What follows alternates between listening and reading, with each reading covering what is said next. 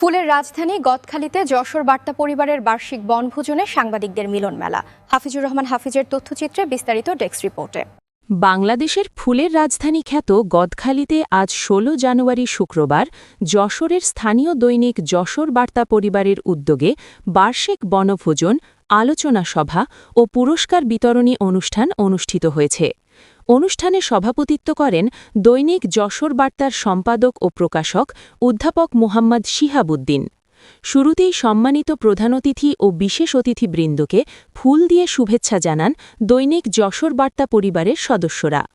অনুষ্ঠানে প্রধান অতিথি হিসেবে উপস্থিত ছিলেন প্রেসক্লাব যশোরের সভাপতি ও দৈনিক যশোর সম্পাদক জাহিদ হাসান টুকুন। বিশেষ অতিথি হিসেবে উপস্থিত ছিলেন প্রেসক্লাব যশোরের সাধারণ সম্পাদক সিনিয়র সাংবাদিক এস.এম. তৌহিদুর রহমান।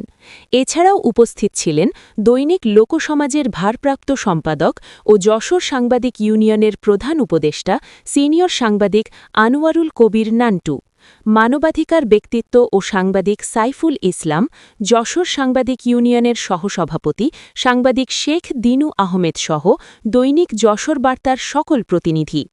সংক্ষিপ্ত আলোচনা সভা শেষে দৈনিক যশোর বার্তার শ্রেষ্ঠ প্রতিনিধি, শ্রেষ্ঠ বিজ্ঞাপন প্রতিনিধি, মফস্বল বিভাগের সেরা প্রতিনিধি সহ বিভিন্ন ক্যাটেগরিতে কৃতিত্বপূর্ণ সাংবাদিকদের মাঝে পুরস্কার বিতরণ করা হয়।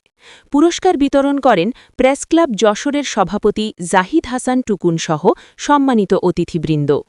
এই উপলক্ষে ফুলের রাজধানী গদখালিতে দৈনিক যশোর বার্তার সিনিয়র ও জুনিয়র সাংবাদিকদের এক হৃদ্যতাপূর্ণ মিলন মেলা বসে। আলোচনা সভা ও পুরস্কার বিতরণ শেষে অনুষ্ঠিত হয় বার্ষিক প্রীতিভোজ।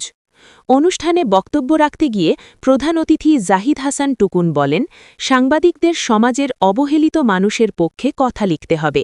যেখানে অন্যায় ও অবিচার থাকবে সেখানেই কলম ধরতে হবে, তবে কখনোই অর্থের লোভে কোনো ব্যক্তি বা প্রতিষ্ঠানের বিরুদ্ধে মিথ্যা তথ্য প্রকাশ করা যাবে না। এতে সাংবাদিকতার মর্যাদা ক্ষুণ্ণ হয়। অনুষ্ঠানটি এক আনন্দঘন ও সৌহার্দ্যপূর্ণ পরিবেশে শেষ হয়।